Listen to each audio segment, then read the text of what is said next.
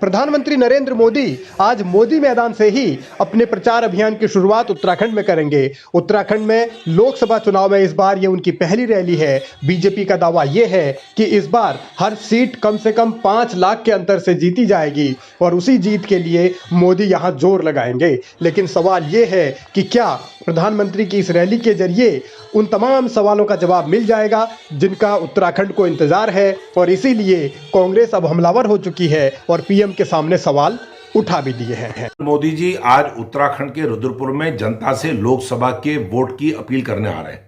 उत्तराखंड की जनता की तरफ से हम कुछ सवाल प्रधानमंत्री जी से करना चाहते हैं और हम चाहते हैं कि वो अपनी जनसभा में इन सवालों का जवाब दें। अंकिता भंडारी की हत्या के पीछे जो वीवीआईपी था वो कौन है, इसको कब जनता जानेगी, ये प्रधानमंत्री जी से हम पूछना चाहते हैं।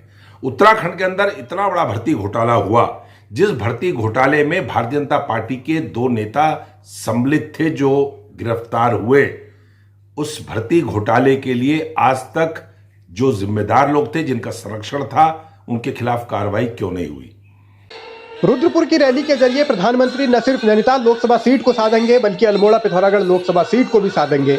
आने वाले दिनों में उनकी और भी रैलियां प्रस्तावित हैं, लेकिन जिस तरीके से सवाल अंकिता भंडारी केस को लेकर हो या फिर हाकम सिंह कांड हो या इसके अलावा दूसरे मुद्दे हों जिन पर बीजेपी को घेरा जाता रहा है, वो सवाल अब भी बरकरार हैं। इंतजार यही है कि क्या आज पीएम उस पर कुछ बोलेंगे।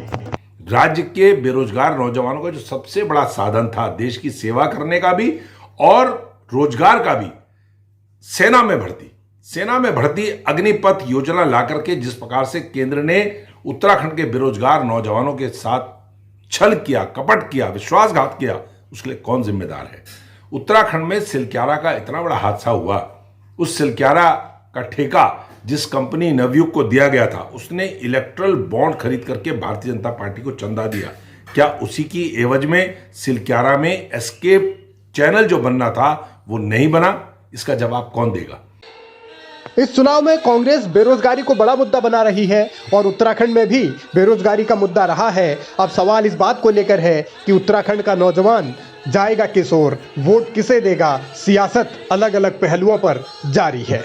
राज्य के अंदर महिलाओं के प्रति जो हिंसा और अपराध हो रहे हैं, पूरे हिंदुस्तान में पर्वतीय राज्यों में उत्तराखंड पहले पायदान में है महिलाओं के खिलाफ अपराध में। उसके लिए उनकी राज्य की सरकार जिम्मेदार है। प्रधानमंत्री जी क्या इसके लिए माफी मांगेंगे?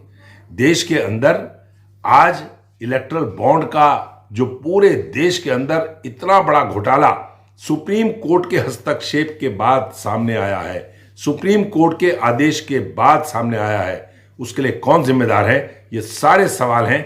इनका सवाल उत्तराखंड की जनता भी और देश की जनता भी प्रधानमंत्री जी से चाहती। सवालों की भरमार है, लेकिन जवाब आएगा या नहीं आएगा इसका इंतजार कीजिए। बहरहाल सियासत तो जारी है ही, और उत्तराखंड की राजनीति किस दिशा में जा रही है उसको लेकर भी तमाम तरीके के पेच हैं, तमाम तरीके के मुद्दे हैं। पहले चरण में यानी 19 अप्रैल को उत्तराखंड की 5 सीटों पर मतदान होना है। जनता किसका साथ देगी ये जनता को तय करना है, लेकिन हर राजनीतिक दल अपने अपने तरीके से रणनीति बना भी रहा है, जनता तक अपनी बात पहुंचा भी रहा है।